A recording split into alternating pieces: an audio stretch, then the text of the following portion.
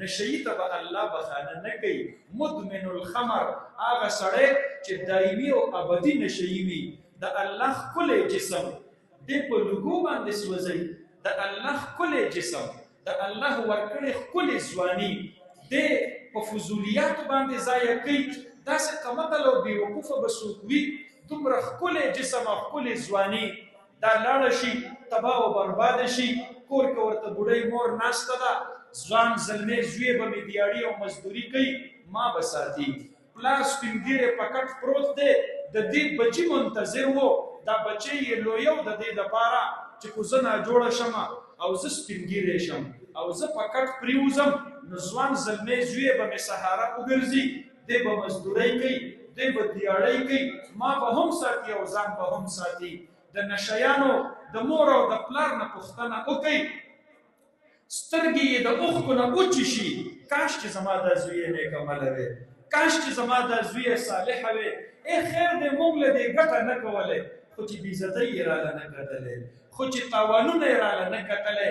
هغه په انتظار باندې هغه سپین سرې میندې، هغه سپین ږیري پلاران تورو خاورو له لاړ شي په دې ارمان باندې چې زما د زوی صالحه وی. څومره به خبره وه.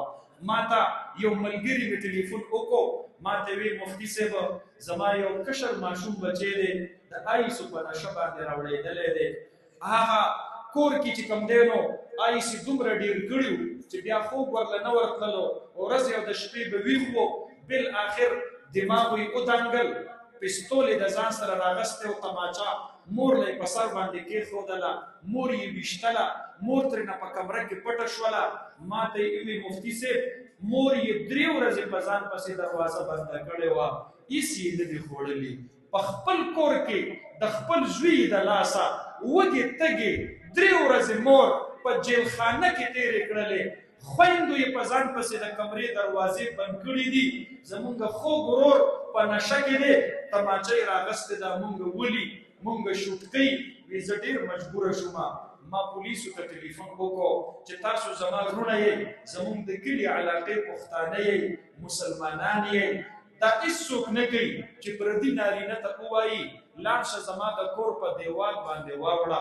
خو دا زه ډېر د مجبورۍ نه تاسو ته وایم چې پولیسو لاړ شئ او زما دا بچی ګرفتار کړئ، لاسو کې هتکړۍ ور واچوئ.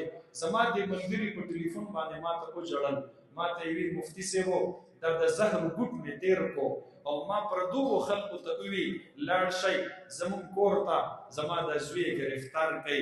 دا هېڅوک نه کوي چې پردي نارینه څوک خپل کور ته وربولي.